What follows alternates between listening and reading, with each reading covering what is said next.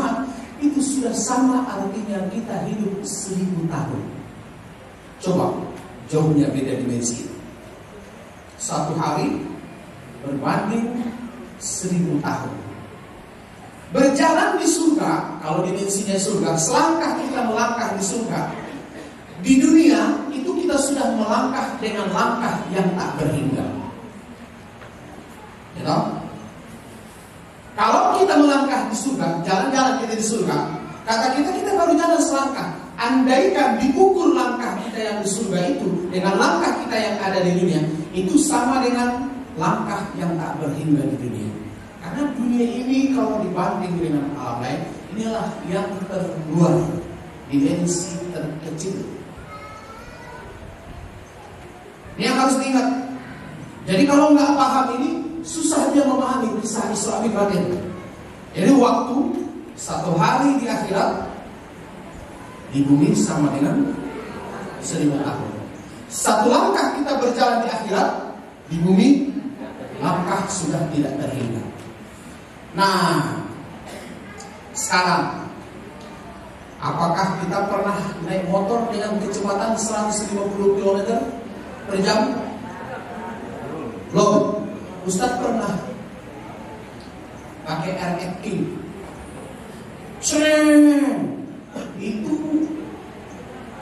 rasanya gimana begitu? Memang ada yang harus kerja. Itu benar-benar kalau mau meninggal udah saatnya mati, ide pikiran. Penting harus sampai ke tujuan dalam hal seperti ini. Alhamdulillah selamat. Tapi kalau 120 itu biasa tuh. 120 di kota, meja mirip. Kita janji di sini dan mulai jam 2 sampai jam 3. Tahu-tahu melor 3:30 baru selesai karena lama baru kumpul. Sementara di tengah jalan lain kita udah ditunggu 4:30 harus mulai. Jaraknya dari Raya ke Rubai misalnya. Mau tahu ngebut, nyalip-nyalip. Lari 80, 90, 100, 120. Pokoknya paling pun kalah kalau sudah datang lari gila yang bawa motor seperti itu. Kita pun saya yakin bisa pernah ngalamin itu. Apa yang kita rasakan? Badan kita itu diterpa angin 1000 km. Kalaulah manusia berada di atas itu, apakah kira-kira badannya tak berpisah dari tangannya?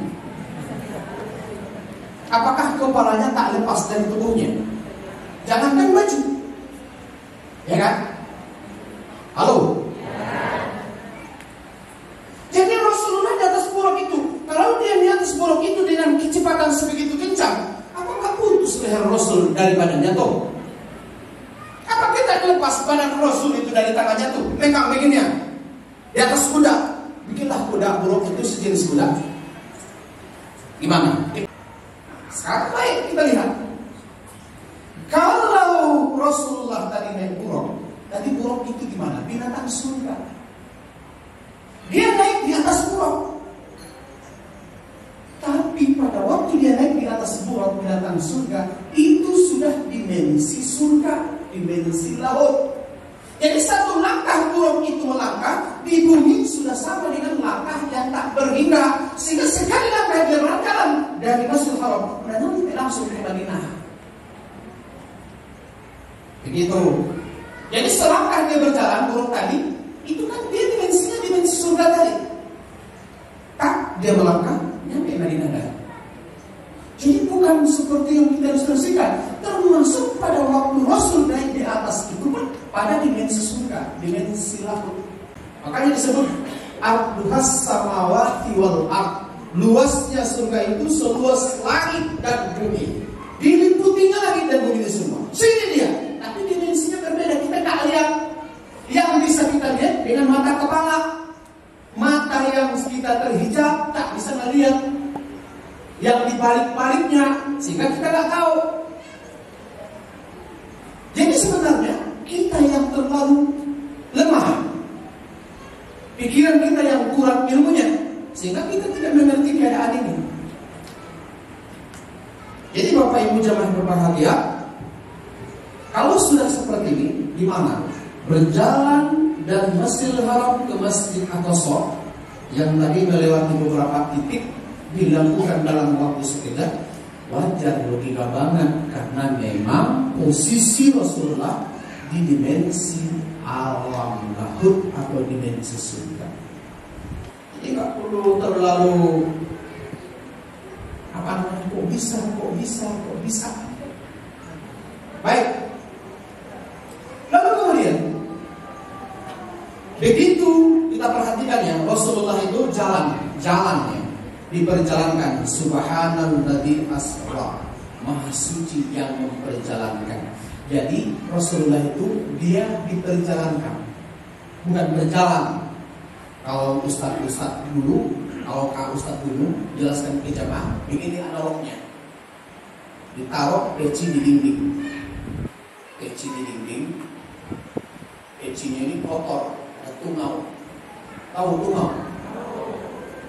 Orang lama-lama tahu itu tungau. Mampirlah peci itu, tungau itu ke peci. Yang pemilik peci tak tahu ada tungau di tengah tungau di pecinya ini. Ambil aja pasang. Berangkat dia di Jakarta. Ada panggilan kerja. Sampai Jakarta, selesai urusan semua. Besok balik Pekanbaru. Dah, tungau masih peci juga baru. Taruh lagi di dinding. Udah taruh dinding, jalan-jalan tungau ke dinding. Keluar dari peci. Ketemu dengan tungau-tungau yang lain. Woi, kau kemana kemarin? Aku udah ke Jakarta. Jakarta? Gila, kau tuh mau ketek ke Jakarta. Iya, diperjalankan, dibawa di peci. Itu logika yang masa dulu gitu ya, untuk menahnya jemaah mengerti. Jadi tungau itu kalau logika dia jalan kaki ke Jakarta, berapa lama itu mau nyampe? Tapi karena sifatnya jadi diperjalankan, ya wajar. Satu hari satu malam pulang pergi udah sempat pernah main-main di Jakarta, balik ke Pekanbaru. Nah, itu logika sederhana kata diperjalankan. Tapi lebih dari itu sebenarnya peristiwa ini. Lebih dari itu, karena sudah main dimensi yang berbeda. Plus yang kedua, sebelum Rasulullah dibawa Mi'raj, kan kala itu Rasulullah itu bersama dengan Ja'far bin Abi Thalib.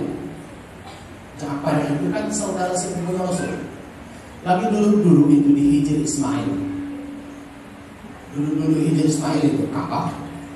Tidur ayam. Ya, biasalah kayak ibu yang sekarang tuh, yang belakang tuh, tidur ayam. Nah, tidur ayam. Nah, kayak gitu.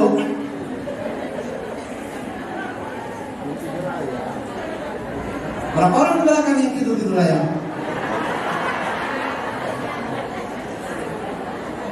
Mana biasa nih kalau dikasih AC-nya makin tidur benar lagi nih.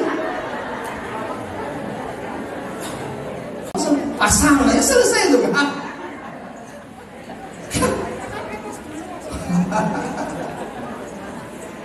Ya minimal pindahin di ruangan situ, pindahin ke sini kan bisa aja kan. Nanti kita pusatkan kegiatan kita di sini. Paling tidak gitu. Biar aja lah si Android pemanasan di bubuk derita itu. Baik, kita lanjut. Nah, sebelum terjadi diperjalankan, kan Rasulullah tadi tidur ayam sama Ja'far bin Abi Thalib di Hijr Ismail. Datanglah malaikat Jibril, dikawani malaikat Mikail. Tapi yang lihat cuma Rasul, Ja'far nggak lihat, diangkat Rasul, dibawa ke pinggir sumur Zamzam. Sumur Zamzam itu dekat Ka'bah. Itu. Di situ rasa persaudaraan itu. Walaupun berbeda suku, berbeda bangsa, berbeda jenis kulit dan warna kulit, tapi di situ membaur. Jadi kadang-kadang itu buat tri, minta gelasnya kalian pakai tali itu. Nah, itu tahun 98. Jadi dibawa ke Sumur Zamzam, berarti tidak jauh dari Hijr Ismail itu. Jangan dibawa jauh ke sana, dekat. Ya kan? Disitulah dibelah dadanya oleh Jibril. Tapi jangan hayalkan kayak di sini dibelah dada pakai pisau. Ini kadang-kadang kita selalu mengilustrasikan peristiwa itu dengan peristiwa kita. Perilaku membelah itu malaikat, bukan orang. Tahu nggak malaikat? Malaikat itu dimensinya jauh beda sama kita. Membelah kita nggak perlu pisau. Buat dia, kita ini nampak semua organnya ke dalam. Jadi tak terhalang tangan dia masuk ke dalam tubuh kita, karena memang di dimensi malakut. Datang kita dihayalin di bidang berdarah-darah Rasul itu, diambil hatinya dicuci pakai zam-zam seperti ini. Kan begitu? Ya Allah, menghayal kali kita dengan hayalan-hayalan yang seperti itu. Kita bawa malaikat sama seperti diri kita. Ya gitu. Sekarang kita tanya, pelakunya siapa? Malaikat Jibril. Malaikat Jibril itu butuh bisa nggak? Jadi hayalan kita itu yang harus dirubah, dibelah dari dengan gaya malaikat. Gimana caranya? Tak tahu pula saya nggak pernah melihat malaikat membelah. Tapi bukan seperti yang kita hayalkan, bukan seperti yang kita ilustrasikan. Kenapa dadanya dibelah? Untuk membersihkan hatinya. Jangan anggap membersihkan dari kotoran seperti darah, ada putihan atau begini. Enggak, min sifatil masmumah, min sifatil masmumah. Dibersihkan dari sifat-sifat yang tercela. Dan itu sifatnya abstrak. Enggak nampak oleh mata itu. Yang dibersihkan itu abstrak untuk membuat sifat keegoan, keakuan dibuang oleh Jibril dari diri Rasul. Dibersihin. Kenapa dibersihin? Karena nanti dalam perjalanan dia akan berdialog langsung dengan Allah, supaya hatinya nyala nangkap. Karena hanya hati yang bersih yang bisa menangkap pembicaraan dengan Allah. Sebab Allah itu berkata tanpa huruf, tanpa suara. Kalau masih ada suara, dia bukan Tuhan. Kalau masih suaranya pakai huruf, dia bukan Tuhan. Siapa yang menganggap itu Tuhan, maka dia syirik. Ya toh? Tuhan itu ngomong tidak ada huruf, tidak ada suara. Kalau masih pakai suara, itu bukan suara Tuhan. Selama ini kan kita membayang-bayangin Tuhan itu bersuara. Hei Musa, hei Muhammad. Itu kita menghayalkan Tuhan seperti diri kita. Kalau masih ada hurufnya, masih ada suaranya, maka itu bukan Tuhan, pasti makhluk. Siapa yang menghayalkan itu syirik. Jadi sebenarnya kita ini banyak yang syirik. Walaupun dia sholat, tapi dia syirik. Dia menyekutukan Allah. Kenapa? Dia bentuk Allah dengan pikirannya. Dia bayang-bayangkan Allah dengan pikirannya. Bukankah Allah tidak sama dengan apapun? Mukhalafatul hawadis, atau ayatnya annahu laisa kamitslihi syai', bahwa Allah tidak sama dengan sesuatu apapun. Seperti itu. Jadi kenapa dibersihkan hatinya? Karena dia akan berdialog dengan Allah. Kalau kajian yang selama ini kita dengar, untuk diisi iman, ilmu, hikmah. Kalau di sini enggak. Kenapa dibersihkan hatinya? Karena dia akan komunikasi sama Tuhannya. Sebab apa? Kalau iman, ilmu, hikmah sudah selesai itu buat Rasul. Dari awal sudah dikasih itu, selesai itu. Dia Rasul Allah. Jadi sebenarnya apa yang diisi? Enggak ada kata-kata isi yang sebenar. Apa yang terjadi? Karena dia akan komunikasi dengan Tuhan itu. Dia bisa. Jadi kita itu kenapa nggak bisa komunikasi langsung dengan Allah? Hati kita kumuh, sombong, iri, dengki. Gimana mau ngomong sama Tuhan model kita ini orangnya? Orang pandang lebih baik dari kita, sakit hati. Orang pandang merendahkan kita, tersinggung. Sikit-sikit tersinggung, sikit-sikit tersinggung. Pak Haji di langit, tersinggung di bumi. Ada yang sering kejadian. Jangan apa ngomong sama Tuhan. Kalau sudah orang-orang yang hatinya bersih, nggak ada tersinggung, yang ada maaf. Merajuk itu kan karena hati kotor. Kita sering ketakutan apa? Nanti dia merajuk, berarti kita udah bilang hatinya kotor. Orangnya merajuk tuh, berarti hatinya kotor. Siapa yang suka merajuk di sini? Hatimu lagi kotor. Maka Rasulullah pernah meracun. Yang pernah dia tinggalkan istrinya karena tidak dibenarkan punya sifat seperti itu, bukan meracun. Memang dia tinggalkan istrinya sehingga turun ayat, bilangin sama istrimu, kalau dia lebih mencintai dunia dan perhiasannya, aku kasih dunia dan perhiasannya, tapi kamu aku pisahkan. Tapi kalau kamu lebih mencintai Allah dan Rasulnya, aku akan tetap bersama kamu dan kamu akan dapat pahala besar dari sisi Allah. Kan surah Al-Ahzab bukan meracun, beliau bersikap tegas. Beda meracun dengan bersikap tegas. Baik, masih ada yang tidur-tidur ya? Beneran. Beneran tidur. Jadi dibedah dalam Rasul, dibersihkan hatinya. Kenapa tadi? Karena akan berkomunikasi langsung dengan Allah. Sebenarnya tak berkomunikasi, biar lebih jelas komunikasinya itu. Baik, jadi kita cerita mikro, naik ke atas. Selama ini kita anggap atas itu di atas. Di sana langit itu ya. Kalau kita naik pesawat, kalau sekarang kita melihat awan itu lah nampak, di atas awan itu langit. Seakan-akan ada loteng apa lantai di sana. Itu anggapan yang sangat salah. Naik pesawat kita lebih tinggi dari awan itu.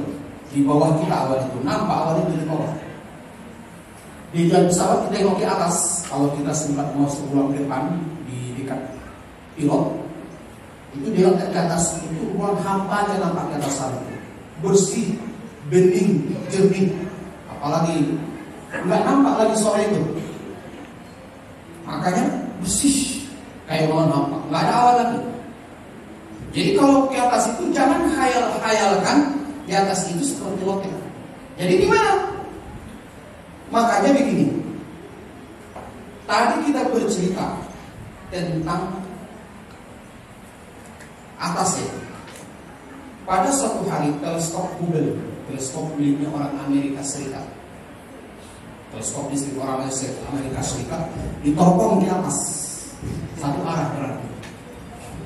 Jauhnya jarak yang dilihat dari teropong ini sejauh 153 miliar tahun cahaya. 153 miliar tahun cahaya. Planet yang dilihat oleh teleskop ini berarti berapa kilo dari bumi itu? Cara mengkalikannya 1 detik kali 300.000 ya, kali 60. Berapa itu? Komputernya semain, jangan kali-kali ini. Habis saya, berapa ya?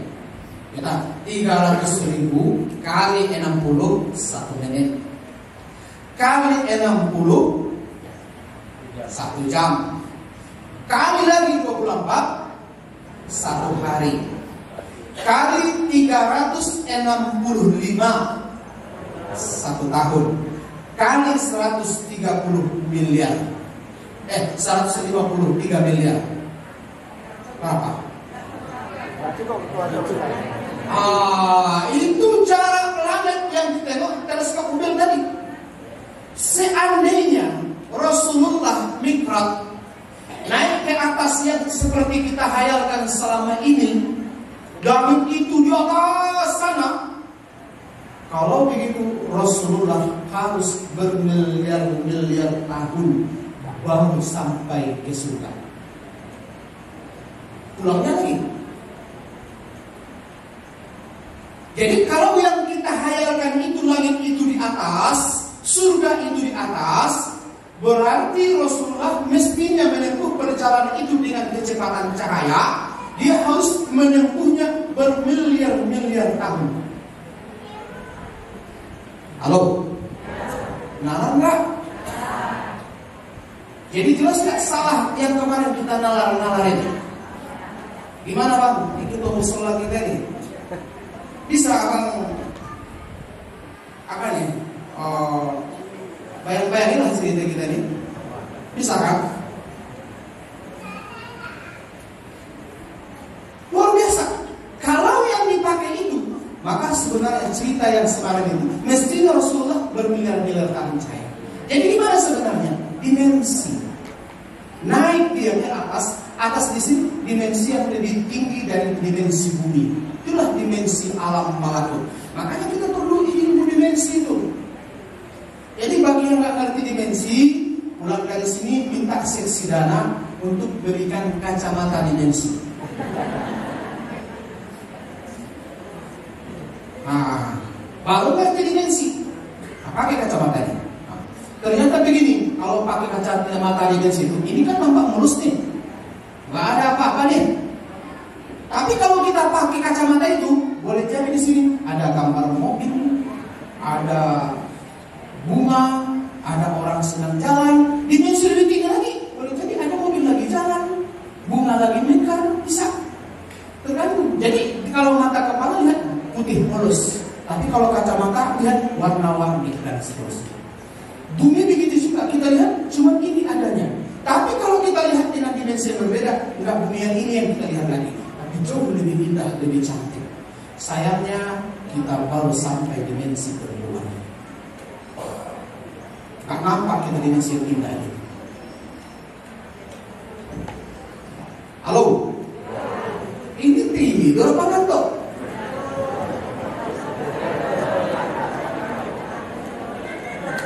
Gimana? Gimana Bu? Gimana? Ibu lupa yang kacamata, yang dengan pisau.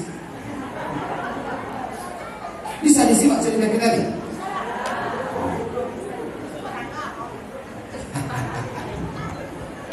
Ini stok lama, barang baru. Udah lama kan ya Ustaz, tapi sekali-sekali datangnya. Gak ada yang datang. Oh, gak nampak. Jadi jamaah yang berbahagia, kita lihat lagi ya. Jadi naik ke langit, jangan anggap atas. Ada yang bilang, kan Rasulullah waktu itu di dekat Masjid Al-Aqsa naik ke atas batu. Batu itu ikut naik ke atas, ya. Pas Rasul naik ke atas batu itu bersama malaikat, batu itu ikut. Jadi Rasulullah itu naik ke langit itu, dimensi ke langit itu, malakut itu bukan pakai buruk ya. Jadi buruk itu dipakai Rasul perjalanan dari Makkah, Madinah, Madayan, Bukit Tursina, Baitul Laham, Masjid Al-Aqsa. Buruk setara. Pulang Rasulullah Mi'raj baru naik balik untuk pulang kembali ke Masjidil Haram.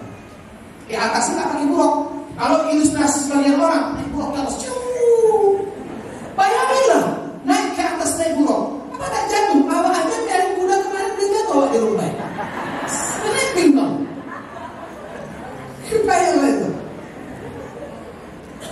Jadi ilustrasi itu sederhana sekali. Jadi nggak seperti itu. Bukan seperti itu. Kalau ini kita pakai, kita logika banget begitu. Baiklah dengan kecepatan tadi, nggak kuat. Nah, jadi akhirnya apa yang terjadi? Rasulullah sesudah berangkat bersama Jibril tadi, kata Jibril ke batu, hei batu, kau diam, jangan ikut. Kami hanya diperintahkan menjemput Muhammad, tidak yang lain. Nanti sepatu, aku nggak mau, tapi nggak bisa. Kalau begitu nggak mau pulang ke bumi, aku tetap di sini. Jadi batu itu dia nggak mau pulang ke bumi, aku tetap di sini. Padahal kalau kita lihat dengan mata kepala kita, batu itu masih ada di bumi, cuma jaraknya 11 cm dari tanah. Jadi di mana dia? Di dimensi yang berbeda. Mata kita melihat batu di situ, tapi sebenarnya posisi batu itu dia merasa di dimensi yang berbeda dengan kita. Nah, masuk dimensi malakut, lewat dulu dimensi jabarut, berbalik-balik, dan setiap dimensi ada tingkatan-tingkatan. Makanya di malakut itu ada 7 tingkatan. Makanya langit 7 tingkat. Langit pertama, kedua, ketiga, keempat, kelima, keenam, ketujuh. Nah, apa yang terjadi kemudian? Sampai ke atas, ya. Dalam artian berarti sampai ke dimensi malakut. Kenapa dia bisa sampai? Hati Rasul bersih. Kita kok nggak sampai-sampai? Kumuh. Tahu kumuh?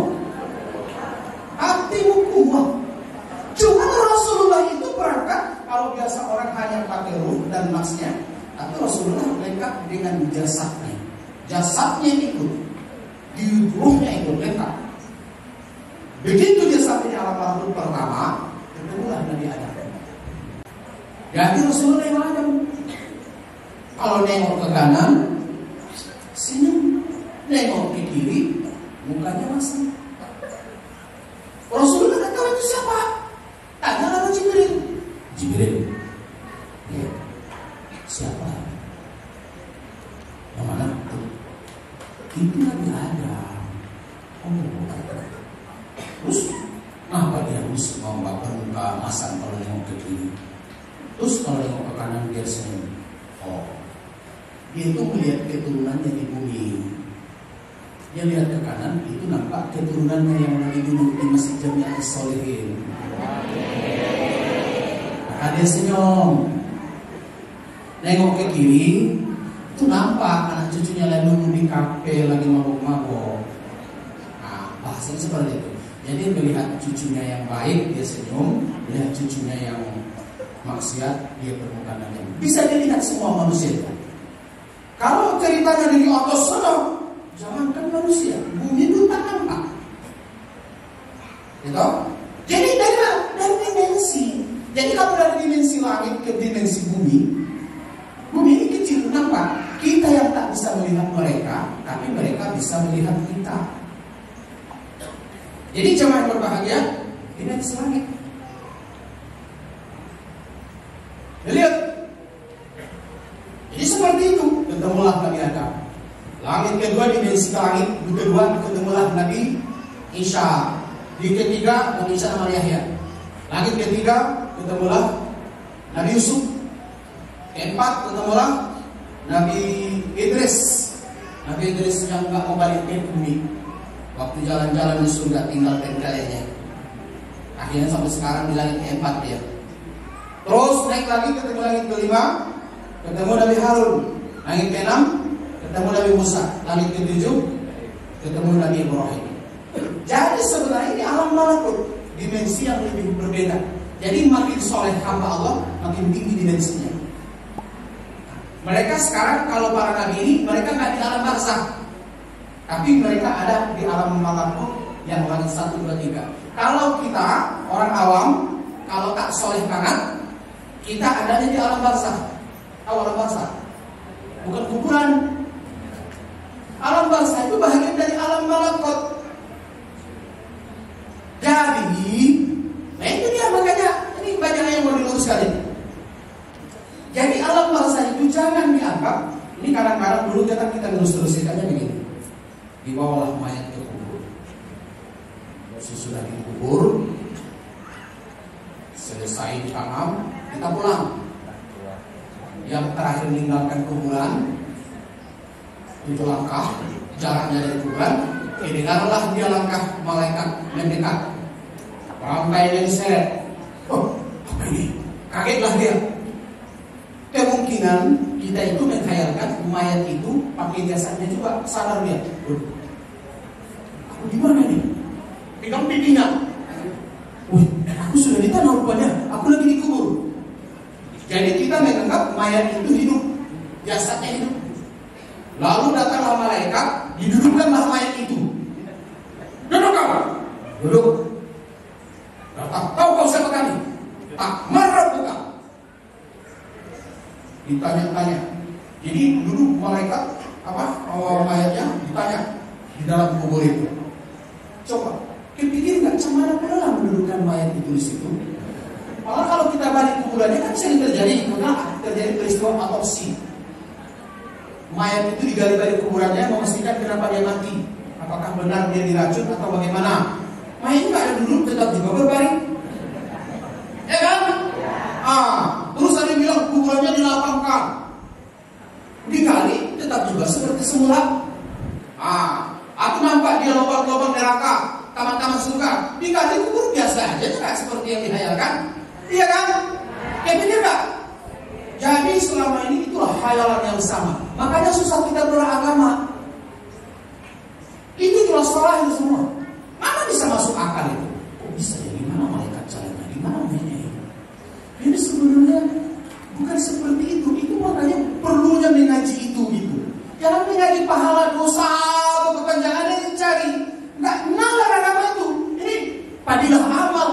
supaya hebat, supaya kaya, supaya sehat, supaya suami baik, supaya anak tunduk. Itu yang dipikirkan. Kapan kita beragama yang benar? Gimana supaya duit banyak? Gimana supaya hati nyaman? Gimana supaya suami istri tunduk? Gimana supaya? Ya Allah, kecil kali lah tujuan hidup itu. Itu namanya coba seperti itu agama Allah mah. Kecil kali arti hidup ini buat diciptakan Tuhan. Padahal kita makhluk yang super luar biasa. Jadi, buang mindset itu. Pahala dosa itu usah pikirin tuh. Surga neraka itu usah pikirin. Yang harus kita pikirin, aku ini siapa? Untuk apa? Sudahkah benar aku melakukan tugas saya? Soal surga udah pasti itu bagianmu kalau itu orang baik. Neraka sudah pasti itu tempatmu kalau kayak orang jahat dan Allah nggak mau dosa. Selesai. Yang udah pasti usah dipikirin. Kita itu lebih cenderung memikirkan yang tak pasti itu kepanjangannya. Jadi sekarang gimana? Ayo kita balik. Di alam barzah itu. Yang balik ke alam barzah itu di alam yang berbeda. Mana yang berbeda? Sebenarnya diri kita, itulah roh. Saya tidak jelaskan lebih lengkap karena minumnya orang umum juga di sini. Roh kita lah begitu. Jadi yang mati itu apa yang dikatakan mati? Roh kita meninggalkan jasad. Kemana roh kita pergi? Ke alam barzah. Jasad di mana? Di dalam tanah. Alam barzah itu di mana? Ini sini juga. Jadi di mana dia dikubur di sini pintunya? Alam barzah buat yang dikubur. Kalau dia dikubur di Panam, maka alam barzahnya pintunya di Panam di mana dia dikubur tadi. Kalau di air dingin, pintu alam barzah dia ya di air dingin. Jadi air dingin kayaknya agak banyak pintu alam barzah. Agak banyak nih, Pak. Nah, maka mereka di alam barzah dimensinya lebih tinggi daripada dimensi dunia. Jadi mereka di alam barzah, ruh mereka itu hidup, bisa melihat kita di bumi. Makanya kalau kita datang ziarah ke sana, kita mengucap salam, mereka dengar dan mereka jawab. Sayangnya kita tidak mendengar mereka karena dimensi mereka lebih tinggi daripada dimensi kita. Itu juga sebabnya kalau ada orang mati, kalau dia tidak mengerti ilmu mati, dia nggak tahu dia mati. Makanya perlu belajar ilmu mati. Ilmu mati itu di mana dapat? Di tauhid. Kapan itu? Ada tafsirnya. Pas alam tasawuf nanti ketemu dari ilmu mati. Nggak langsung berfase-fase ilmu itu dapatnya. Makanya belajar tauhid itu nggak ada datang sekali, suka-suka datang, nggak seperti itu. Continue. Nah, jadi orang yang tidak punya ilmu mati, kebanyakan dia tidak tahu dia mati. Dia sangka kayak tidur, mimpi. Kita kan kalau lagi mimpi, saya mau tanya, jujur aja kita semua. Lagi mimpi, tahu nggak diri lagi mimpi? Lagi tidur? Apa yang tahu diri waktu itu? Ya seperti yang di mimpi itu kan? Tapi begitulah orang mati kalau tidak punya ilmu mati. Dia sangka dia seperti yang di dalam mimpi. Jadi dia lihat, kenapa kok aku dimandikan ini sama Allah, sama Chandra ini? Oh, duduk di depan di bawah tenda tuh. Apa aku mati? Ya harusnya aku dari sini kok.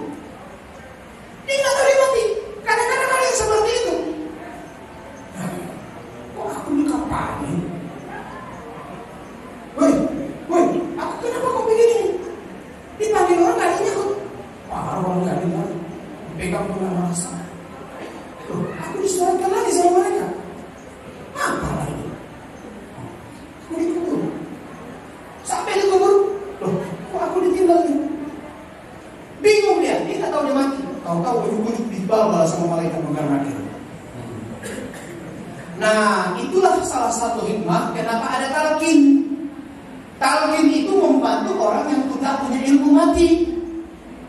Apa kata talqin? Dia nggak ngomong sama mayat, jasad itu nggak perlu lagi itu. Jadi ngomong sama ruhnya yang mati itu. Kalau kaji umumnya, nanti kalau kami beda lagi. Ada dua lagi, satu lagi namanya. Nanti kita jelasin kalau udah lagi ya. Ruhnya itu ngomongin sama yang baca talqin. Hei Fulan bin Fulan, engkau sudah mati, engkau sudah ninggalin dunia. berlaku kepada ayat Allah kullu nafsin za'iqatul maut. Itu. Iya. Jadi sebenarnya baca talqin itu bukan baca buku.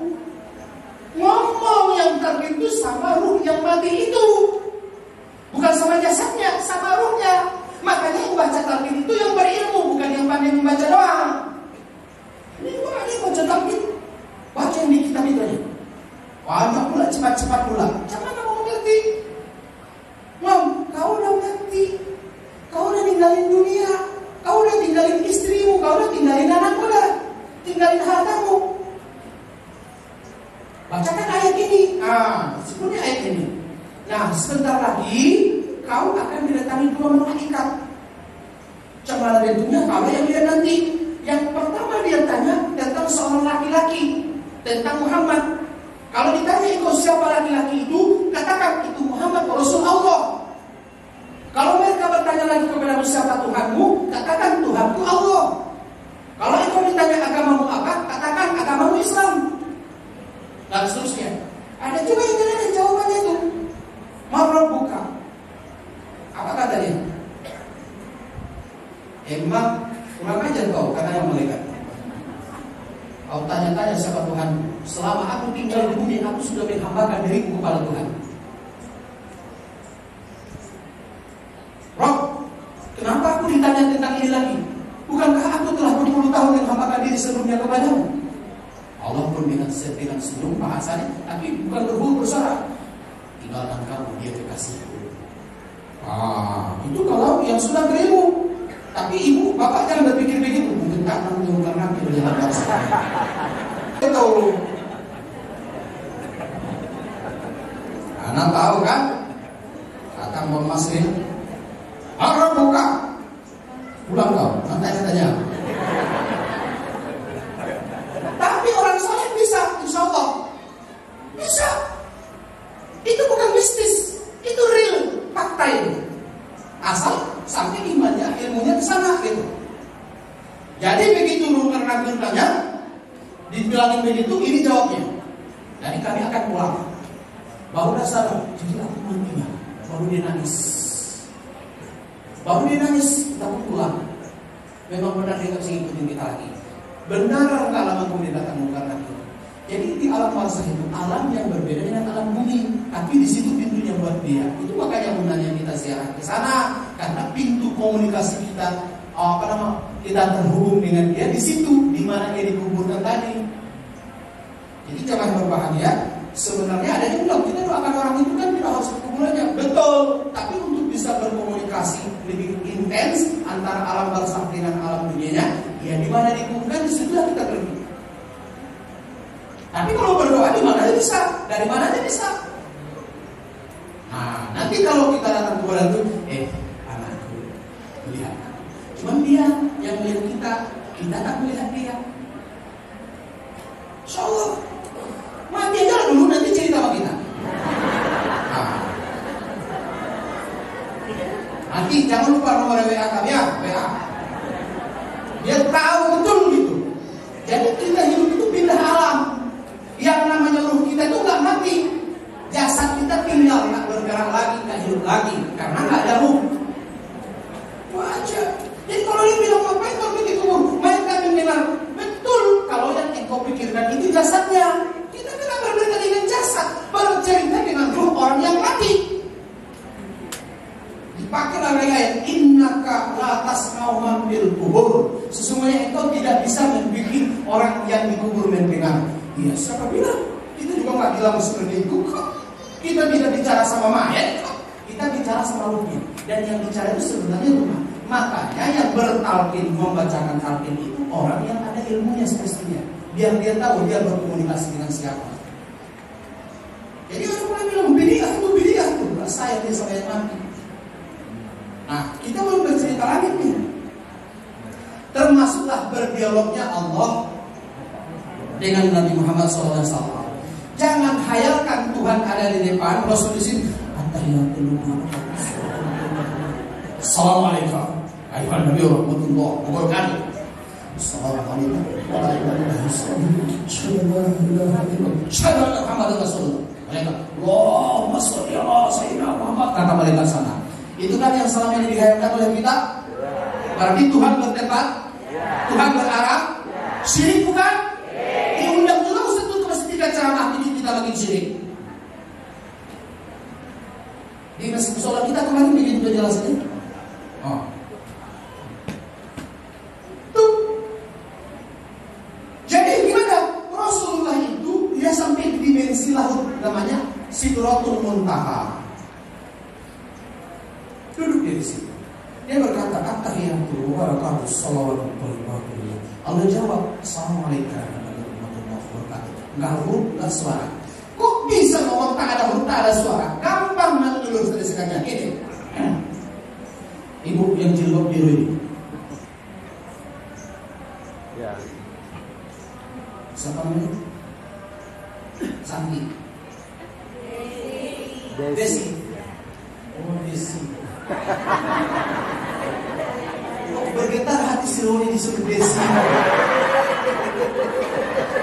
Oh, semua kan Desi, kalau dia masih satu lagi. Bu Desi, selama ini khayalan Bu Desi tentang dialog Rasulullah Mi'raj itu, Tuhan dengan Rasulullah berhadapan. Gimana khayalannya? Yang bisa menjelaskan apa, mendengarkan penjelasan dari guru-guru kita selama ini.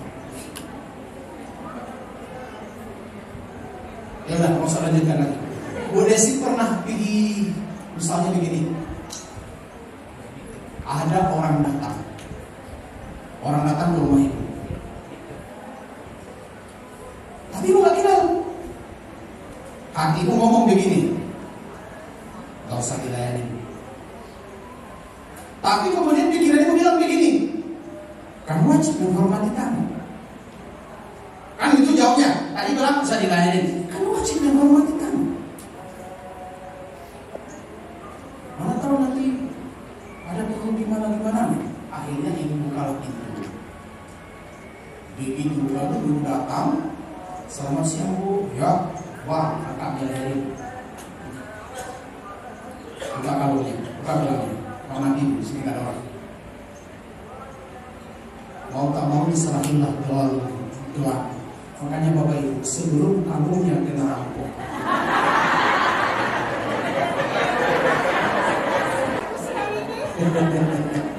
udah beres. Lalu sesudah kasih kalung sama gelang sama mereka, udah mereka pergi. Apa kata ibu ke diri ibu? Misal, kan tadi udah ada ngomong itu, gak usah dilayani. Tapi ibu bilang wajib menghormati kamu. Sesudah akhirnya hilanglah kalung ibu, hilanglah gelang ibu. Kira-kira apa penyesalan ibu? Ikhlasin aja, nggak ada ngomong lain. Sebenarnya tadi hati saya udah ngomong, ada ngomong itu. Kayaknya di sini yang itu ngomongnya ini. Yang jujur-jujurnya aja lah. Andaikan kita seperti itu, apa kata kita? Nyesal kan? Kenapa kita nyesal? Ya, hati udah berkata, tapi nggak didengarin. Kan jelas tuh kata-kata itu kan? Nah, sekarang saya mau tanya, kata tadi yang jelas itu ada hurufnya? Ada suaranya? Ya begitulah Allah berdialog dengan Rasulullah itu. Seperti dirimu mendengarkan kata tadi. Tanya lu Panglima yang hilang motornya kemarin ini. Ini masa kepala preman diperemanin? Nah ini lagi. Panglima hilang 2019 ya? 2018 di parkiran mobil kepala preman diperemanin ini. Ya udah. Kalau tak dapat motor itu, insya Allah motor baru jadi milik dia. Sebenarnya waktu parkir itu ada nggak hatinya ngomong? Apa katanya? Gimana katanya waktu itu? Mau turun ke bawah. Oh lagi duduk di atas tuh. Disuruh turun ke bawah tengok motor, kira-kira gitu. Jika ada Ustaz, waduh nggak enak, Ustaz lagi ngaji sehingga gitu ya. Tapi sudah ada perintah dari dalam sebenarnya, nggak didengarin. Itu dia. Jadi ada suara itu, tapi kita nggak dengar. Itulah dia, suara yang tak bersuara, suara yang tak berhuruf. Tanpa kita sadari, kita seringkan mendengarkan itu. Nah, Rasulullah begitulah dialog dengan Allah. Makanya tadi dibersihkan hatinya sebelum berjalan Isra dan Mi'raj.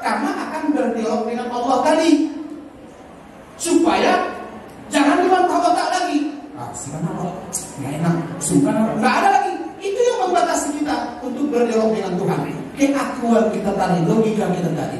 Jadi sebenarnya semua kita, jujur aja, kita selalu berdialog dengan Allah tanpa kita sadari. Berdialog dengan malaikat, berdialog dengan nafsu dan akal. Tapi hati kita yang bisa menangkap pembicaraan tersebut.